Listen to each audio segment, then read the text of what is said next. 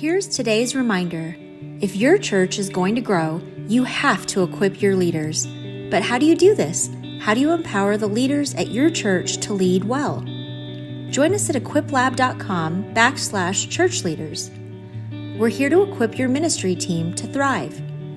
Just go to equiplab.com/churchleaders and join us today. Hello, friends, and welcome to the Church Leaders Podcast. I am your host, Jason Day, and in this series, we are exploring the church's stance on LGBTQ issues. This has been a pressing conversation for some time, and we believe it is only growing more important that believers and church leaders engage in this conversation with both love and wisdom. There are many questions that Christians are wrestling with, including what does it mean to love someone in the LGBTQ community while not compromising what the Bible says? Can someone be both gay and Christian? Should we use someone's preferred pronouns? And how can pastors best address these topics with care from the pulpit?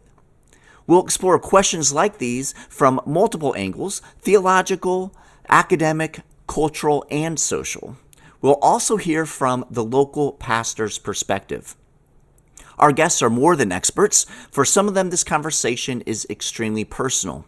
We hope that this series will be informative and will help you navigate this challenging area of life and ministry with wisdom, with grace, and with love. And now, let me introduce you to this week's guest.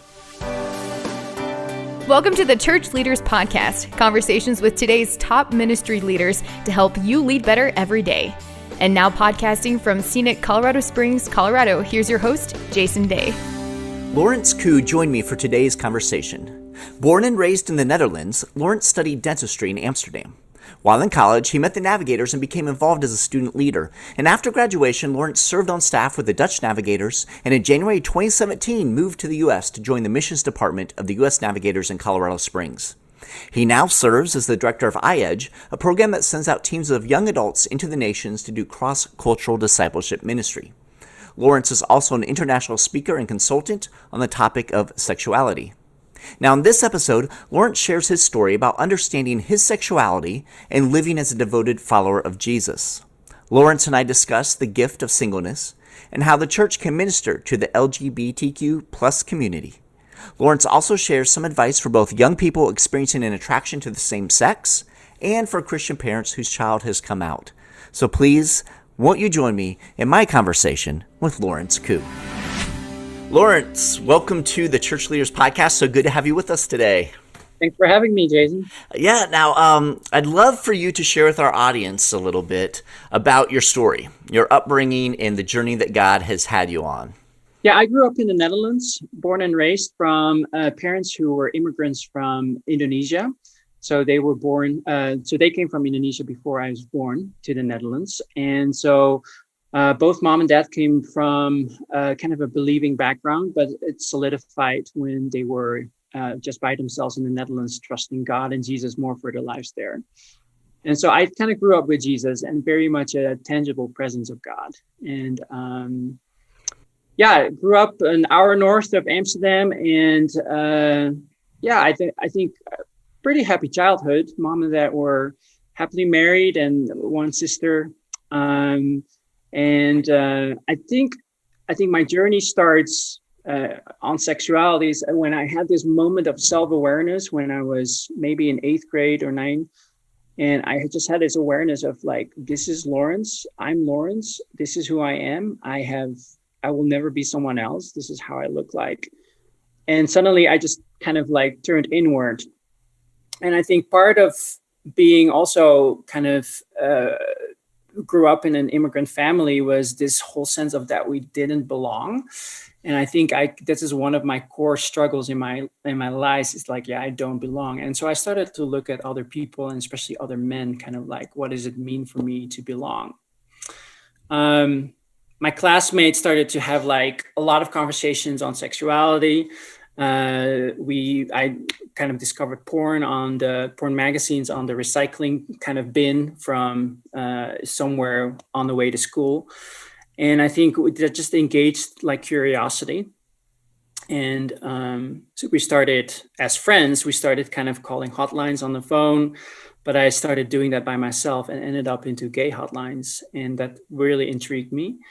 And I think this was like 11, 12 years old. And so I kind of did that, but I didn't know how much money that cost, or I saw that, but I didn't have that awareness. And so my parents were suddenly like, why is our phone bill so high?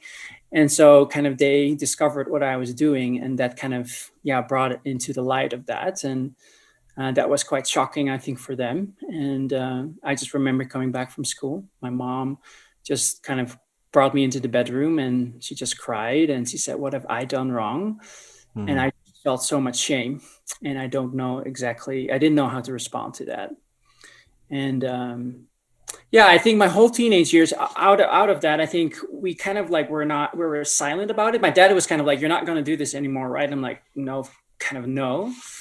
And but then to my teenage years, I think we didn't discuss this anymore. And I felt very exposed at that moment, but there was nothing really that covered that. My parents were kind of like had their own process, and I had my own process. And I felt during that time that I was kind of like, I'm not going to mention this anymore. During the same time, 11, 12 years old, I really took Jesus seriously. I wanted him in my life. I wanted to follow him. And I think the whole journey of my teenage years was seeing my spiritual life grow and pursuing Jesus. And at the same time, seeing my sexuality going a certain direction that I didn't want to go. And that brought me to a place of when I was 17 and kind of like, Lord, I thought like following you meant that this is going away, and I wanted to fight it, and I kind of didn't acknowledge it until that time. But when I was 17, I said, Lord, I need to acknowledge this. This is part of where my sexuality is. But I want you to come in the midst of it. I want to surrender myself to you, and you can do whatever you want with it. My life is yours. And that started kind of the whole journey for real. Wow. Now, Laurence, as you were wrestling through that in your teenage years, and knowing, as you said, you were wanting to commit your life to Christ, you were growing in your spirituality, but you still were wrestling with this as well. When you came to that point as a 17-year-old, how did you sort of reconcile your feelings with your faith at that time? I think for me, I was rejecting myself in my same-sex attractions and in my feelings that I had. But whenever I was crying out to God and laying in my bed, I just kind of knew that his presence was there. And I was sometimes just very aware of his love for me. And so to me, the key part was the experience of God's love as a father to me, that he was embracing me in the midst of where I couldn't embrace myself. And I really resonate with the Luke 15 story where, the prodigal son comes back to the father, and the father just embraces him and kisses him while he's still dirty and not, transformed yet. Mm-hmm. And I felt that, and that was the lessons that I didn't have to be transformed to be embraced by God the Father. And I think that was so key in that process, that I just, really knew that, okay, if I experience this embrace so lovingly from him in the midst of my brokenness and where I feel, there's so much despair, then I will give my life to you and I'll just follow you, because that's kind of the answer to that love.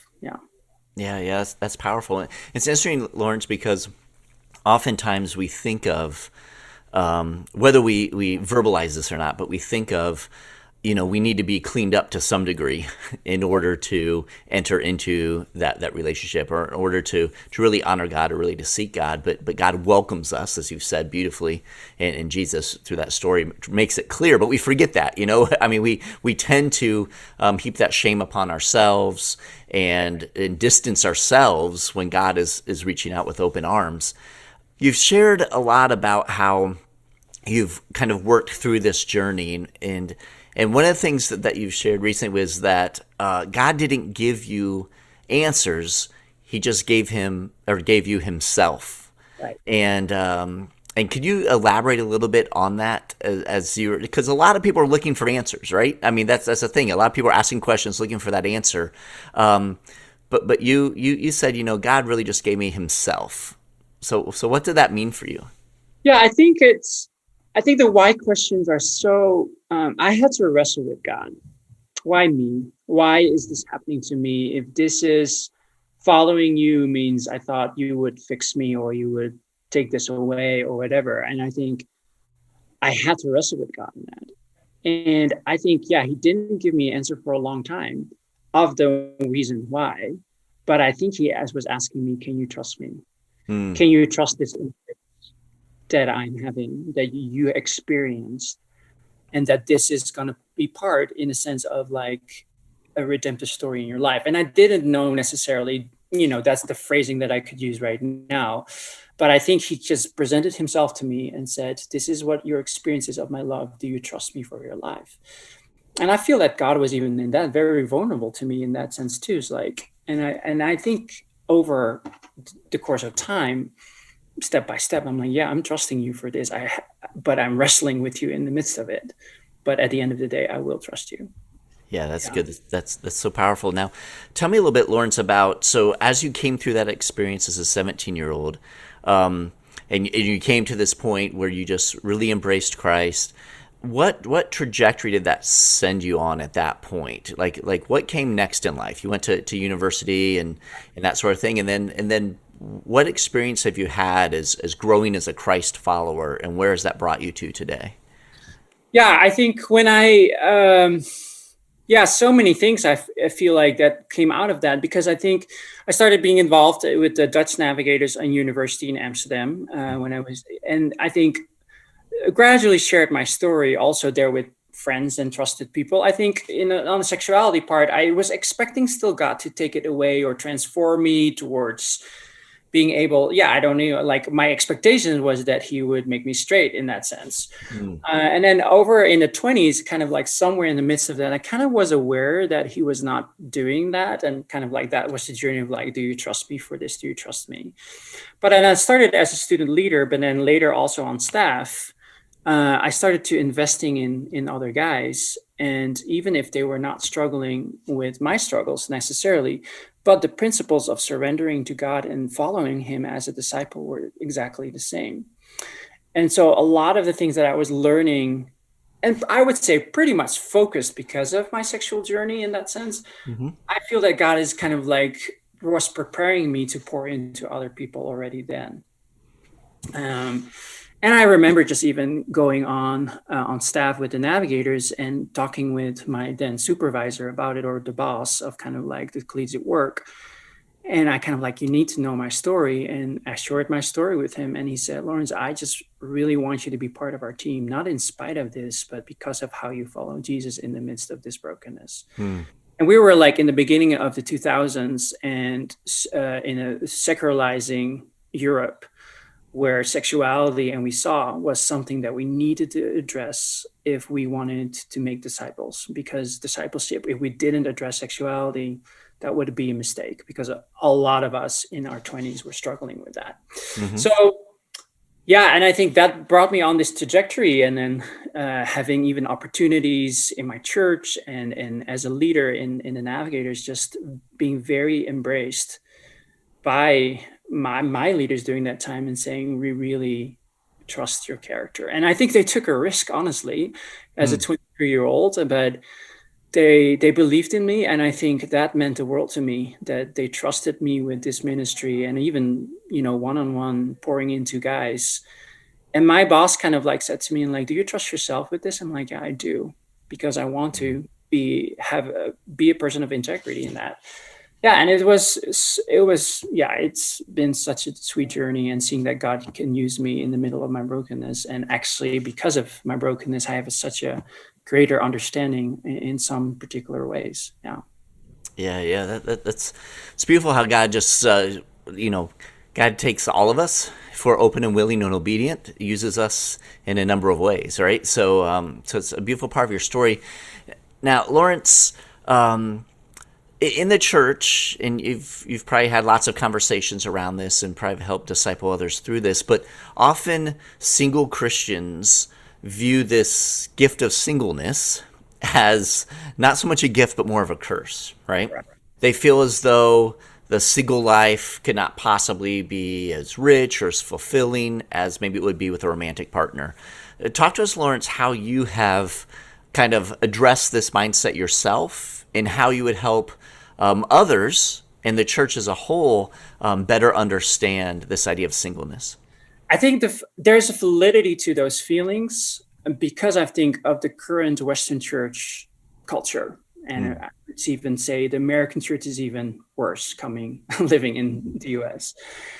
Because I do think that the church has embraced a certain way that the culture does, that the romance and sexuality and marriage is actually the way to happiness. And that's the only way. And somehow the church has embraced that vision too. But I think if we go really closely to the biblical narrative, is that both marriage and singleness can represent Christ and his bride to the fullest. And it goes back to what the gospel of our sexuality is. And I think that is the most important. And I think we lost that as a church, where my picture of it is, men and women and in marriage are representing Christ in the church in the self-sacrificial love that they have for each other. And even in their physicalness, I think in the sexual kind of deed between men and women, where he comes into her and she needs to receive him, and so that he can give life to her. That's exactly what the gospel is saying. And so marriage is just a picture towards the ultimate picture of Christ becoming unified with the church. And I think that's why we call it marriage a sacrament. It points towards something forward. I use sometimes in my speaking the example of a trailer. Marriage is a trailer to the movie.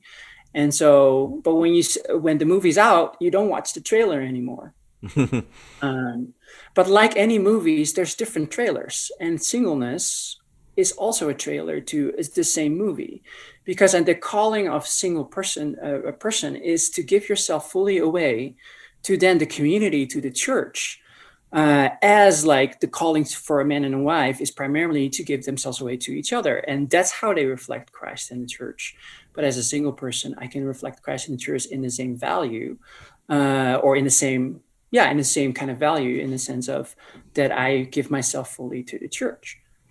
I think we go wrong also in a church and in culture, that it is all about fulfillment, that marriage is about fulfillment, sexuality is about my fulfillment.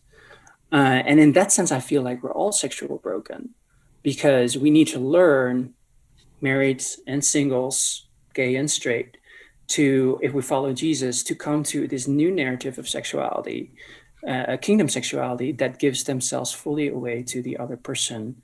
That's in sexuality, but as a single person, not necessarily in sexual intimacy, but in very different ways of giving yourself fully. And in that sense, equally to marriage, reflecting Christ in the church as well. Yeah, so that's good. Laurence, let's dive in a little more from the perspective of someone who has chosen a life of singleness, or, is living in that lifestyle, and you've chosen that lifestyle in a way to honor God, right? Right. Because of your sexuality, and so you've chosen a life of singleness. So talk to us a little bit about how does that play out, that surrendering? What does that look like? Because a lot of people, especially here in the U.S., in the Western Church, they do draw that parallel, husband and wife, and the marriage relationship to Christ and His church. So talk to us a little bit about how that plays out for those like you who are single. Yeah, let me go back a little bit on what you said about the gift of singleness, because I think what you were reading 1 Corinthians 7:7 is where it says you either have the one gift or the other. So it says you have either the gift of singleness or the gift of relationship or marriage. Mm-hmm. So according to Paul, there's not another option. So I think a lot of the times the perception of like, I don't have the gift of singleness, but Paul's talking about in matter of state. So if you're single, you have the gift of singleness. If you're married, you have the gift of marriage.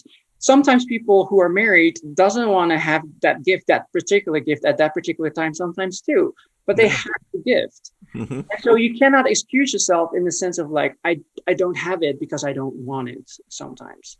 And I think, so it's not even a choice for me to embrace this gift of singleness over life. The fact that I am single and I live my life as a single person makes me to receive this gift of singleness.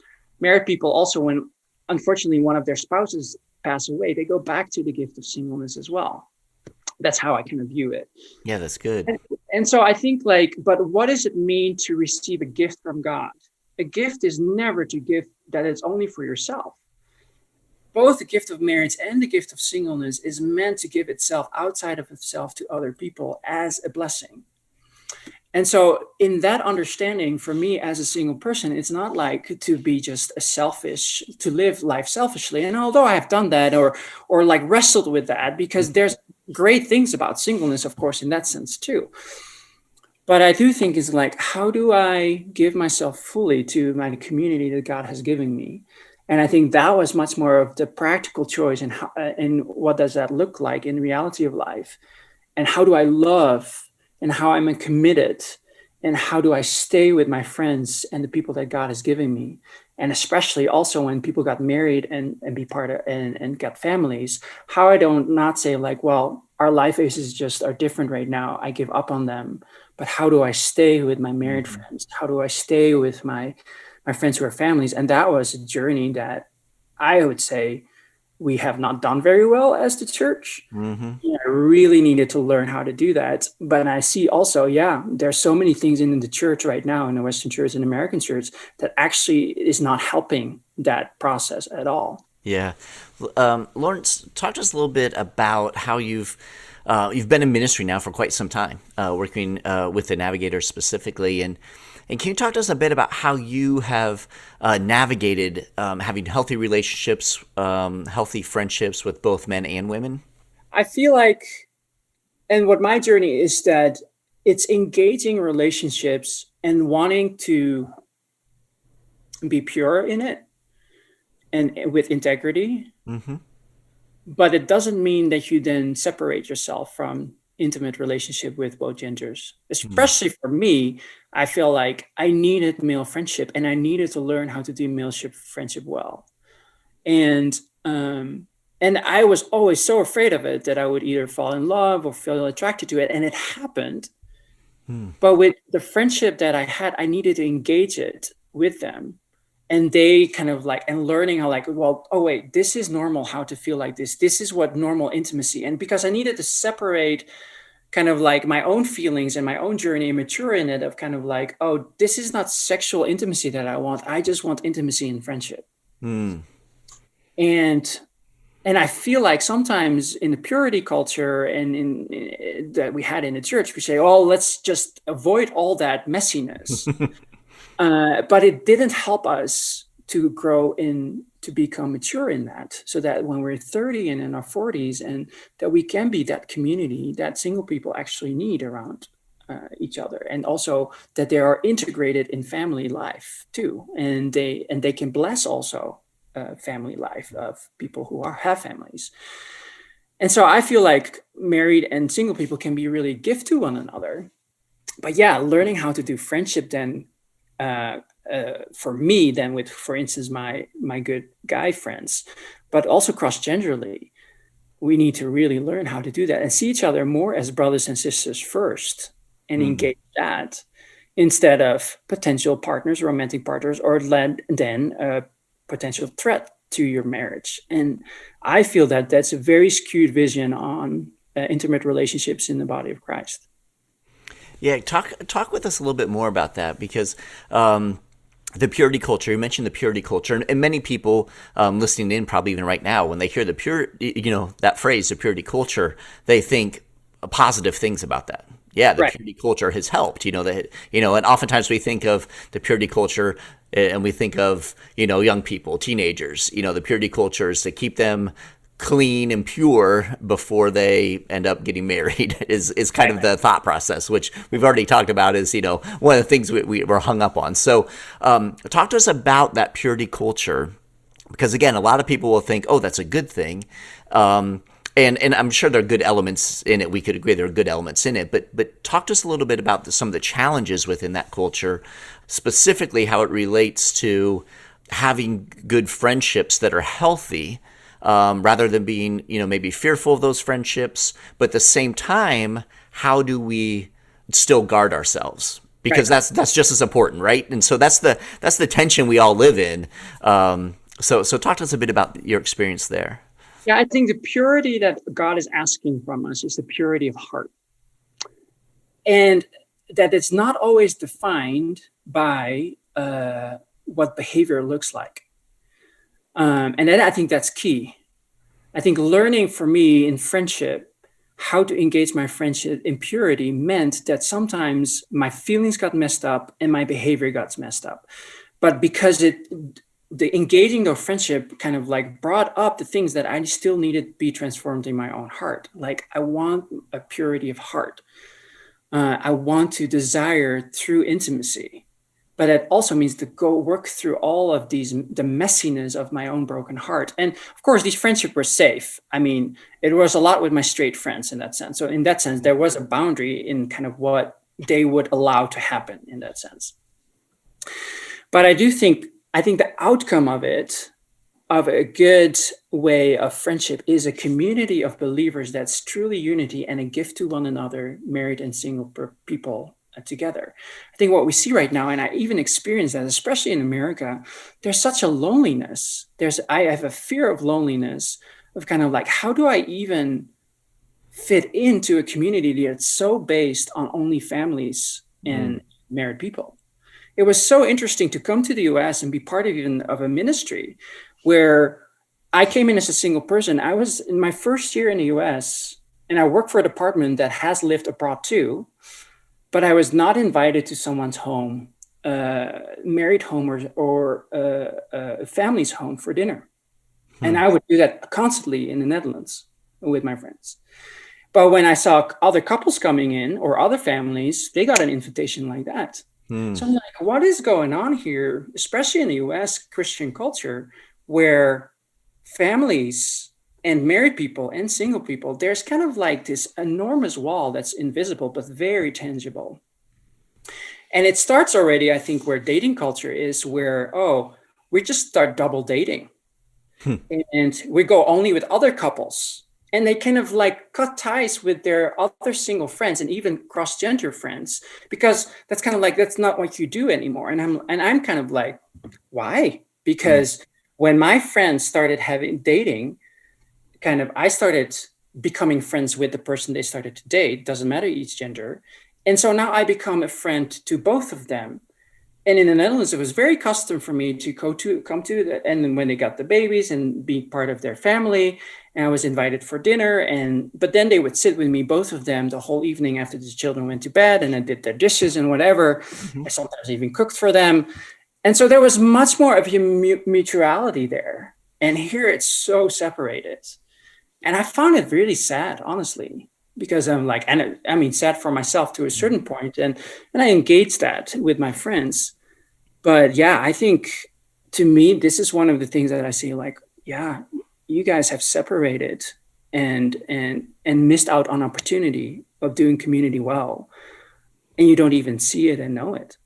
Yeah, that's interesting. Now, Laurence, what would you say to someone who says, yes, I recognize that, but really what I'm trying to do is protect my marriage, right? Because that's one of the things that people share, and they might have a good intent, but how do you help people kind of work through that or process that, or what are your thoughts on kind of that? Yeah, honestly, I have to say, like, you have to look at your own heart then too. Why do you feel that is a risk for you then personally? If that's true, for that a certain person for you, let's make that kind of like very concrete. For a husband, if he feels threatened by a particular woman and having friendship with them, I totally say, okay, of course, don't do that. But know your own heart. That doesn't mean that the 9 other sisters in Christ that you have, that you avoid them and say, I cannot be alone with you, or I cannot be even interacting with you in a deep level, just because I'm like having maybe an interaction to that one person. So, and I feel like because you haven't learned when to do that when you're a teenager or in your 20s, we see now the problems in people's in their 30s and 40s, the separation, the loneliness for singleness, but honestly also the loneliness of marriage.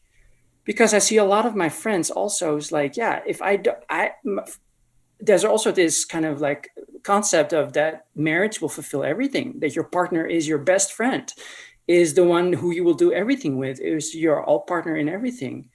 But if that's not possible, that's kind of that's a big burden to bear in marriage from each other.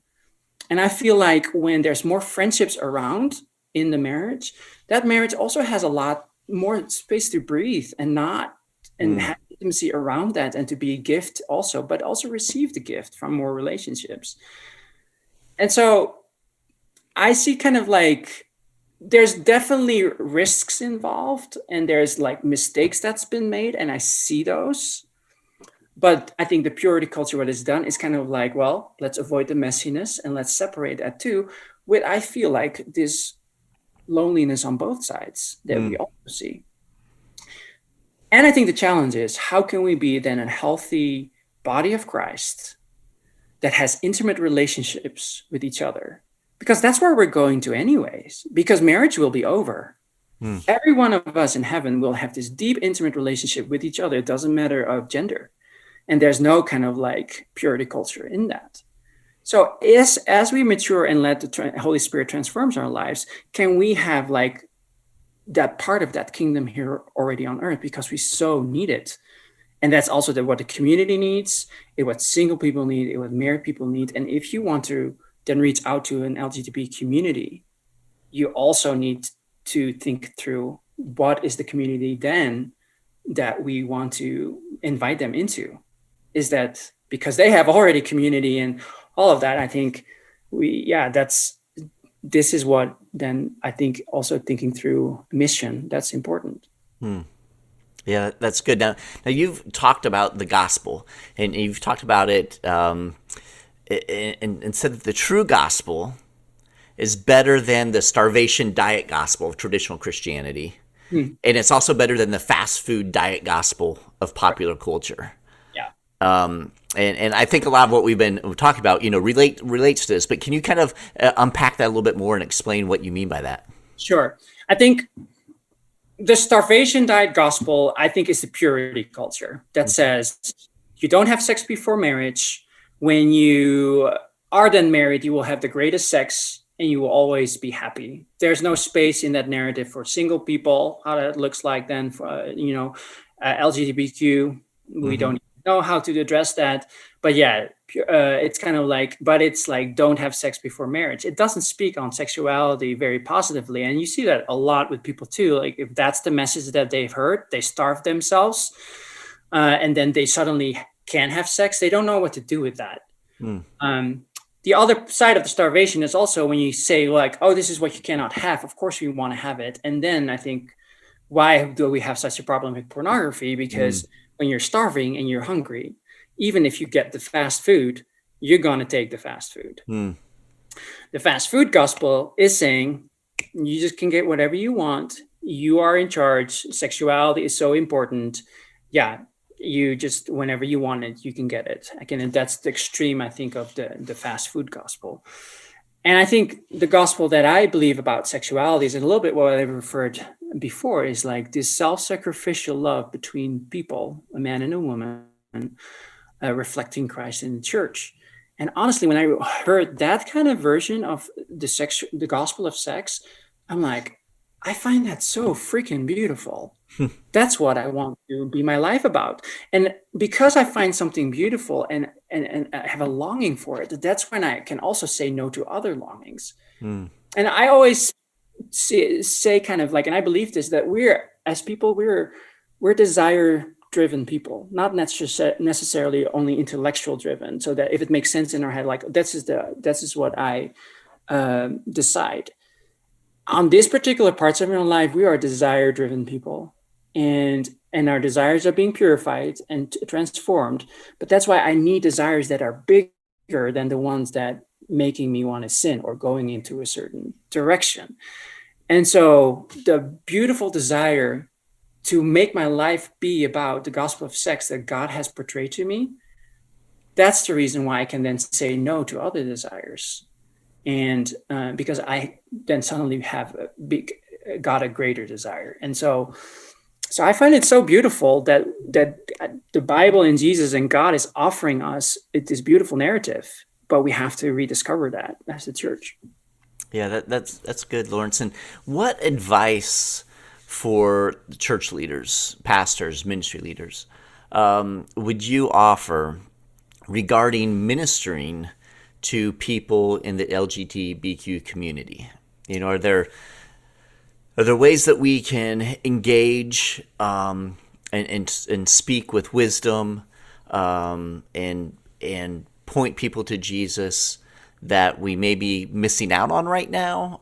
Are there expressions that you've seen that are very positive and helpful, and you've seen very fruitful ministry come about? Yeah, I feel like my primary focus of my ministry has been to lead other and help other and train other ministry leaders in this. And I think my advice for that is usually think through what your narrative is. Do you have a biblical narrative on sexuality for your whole community? Doesn't matter, straight or gay. Because if you all can acknowledge that we're sexual broken and we all need the Holy Spirit in the sense of like to transform our sexual brokenness that only wants to be fulfilled into a sexuality that wants to pour themselves out to other people, that's what straight people and gay people in that sense need, LGBTQ too. So I think the acknowledgement that we're all on the same level, that we're all sexual broken, I think that's helpful. But then also all fall in love in this beautiful narrative of sexuality that God is portraying for us. Because I think from that point of view, you can invite people into something that you're not saying like, oh, you're so wrong, or you're like having such a sinful life. You can recognize your own brokenness as a church as well in that. So that's one. Mm-hmm. I think second, I would say there's a difference between posture and position. Because I do think that we need a strong conviction in position in what we believe about what the gospel of sexuality is. And that we believe in certain things about men and women, what we believe about gender, what we believe about sexuality, and why it's so important that it's men and women, because it reflects Christ in the church. And so I think we can be really strong in our conviction. And for some churches even say we need to be even stronger in our conviction, what we believe about sexuality.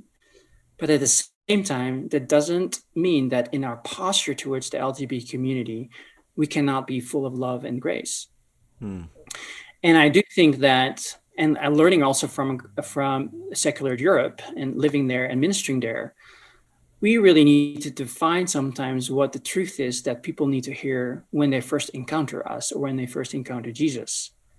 Because a lot of the times people say, well, but they need to know the truth, Laurence. And I'm like, what is the truth that they first need to hear? That their lifestyle is a sin towards God?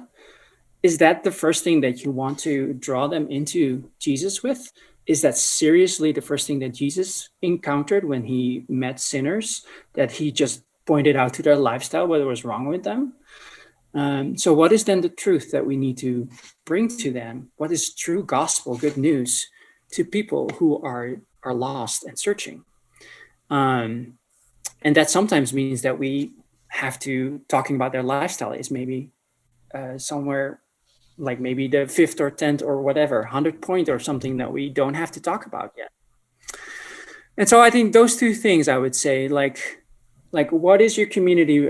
How as a leader have we talked on sexuality in general in our church? Because we don't do that very often. And what do we believe about our own sexual brokenness and our own narratives?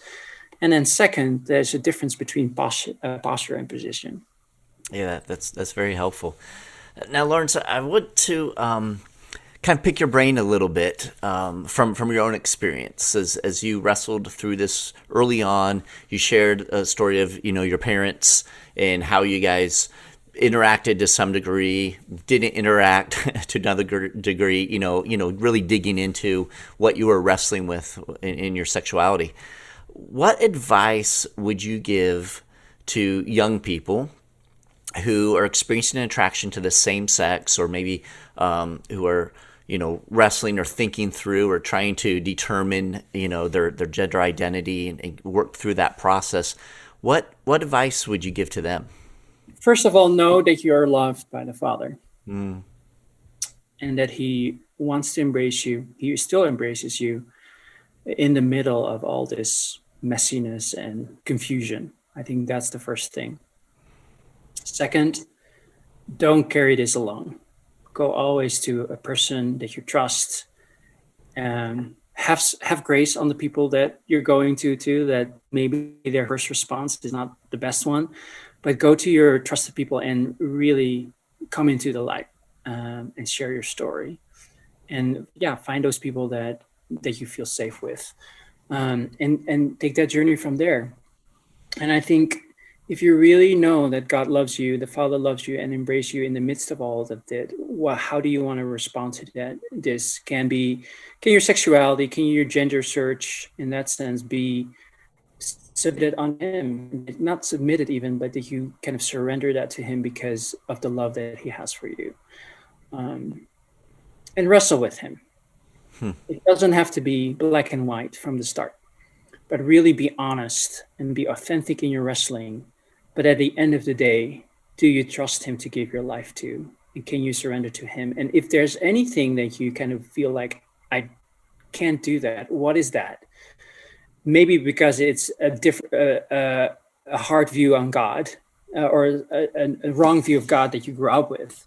Sometimes it's the church or other believers who've given you such a skewed view of who God is.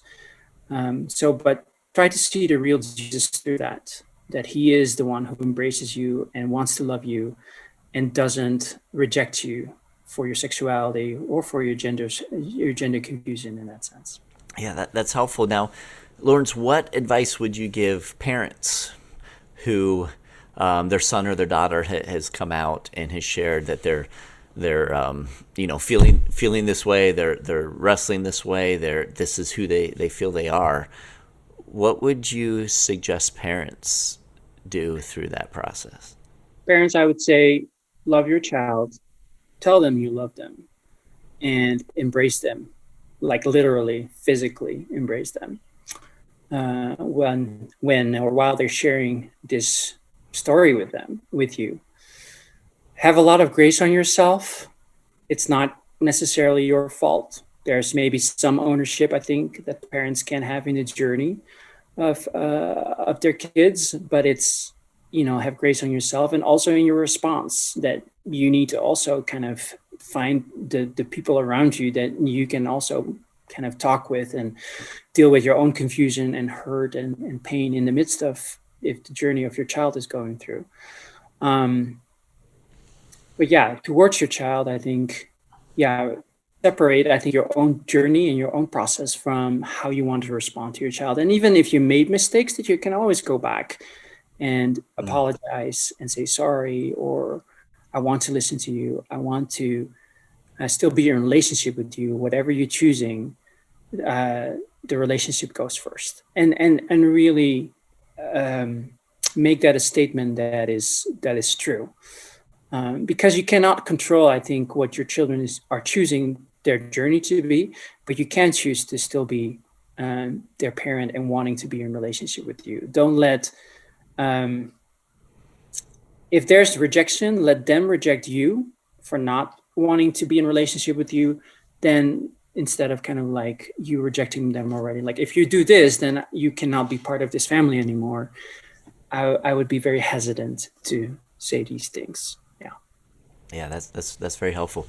Laurence, what do you most hope that people will take away from your story, and what God has done in your life and what God is doing through your life in ministry? I think it's my life verse. It's 2 Corinthians 12:9. My grace is sufficient for you, because my power is made perfect in your weakness. I think that's what Jesus has been telling me all my life. Who would have thought when I was 17 years old that I'm now kind of like talking on sexuality, talking with married people, talking to the church about sexuality, about men and women and the beauty of that, but also talking about singleness and community and friendship and intimacy.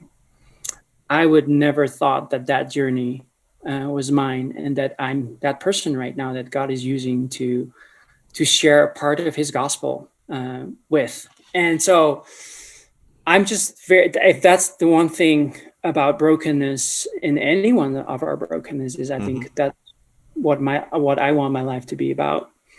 Yeah, I would answer it like that. That's awesome, brother. Man, I so appreciate you taking that time to be with us, Laurence. And if those who are listening in would like to connect with you in some way or connect with the ministry that you're doing right now, what's the best way for them to contact you or connect?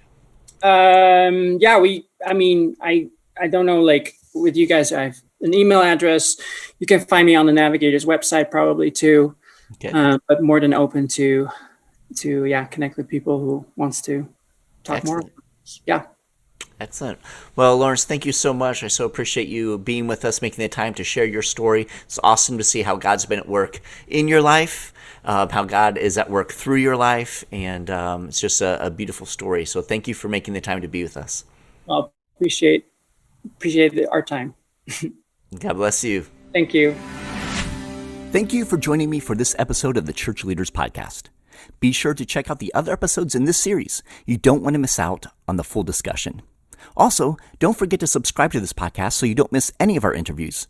We'd appreciate it if you could take just a few moments to let us know your thoughts by leaving us a review on your preferred podcast platform or sending an email to podcast@ChurchLeaders.com.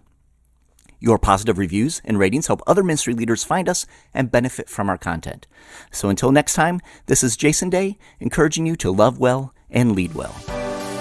You've been listening to the Church Leaders Podcast. For articles, videos, and free resources that will help you lead better every day, visit our website at ChurchLeaders.com.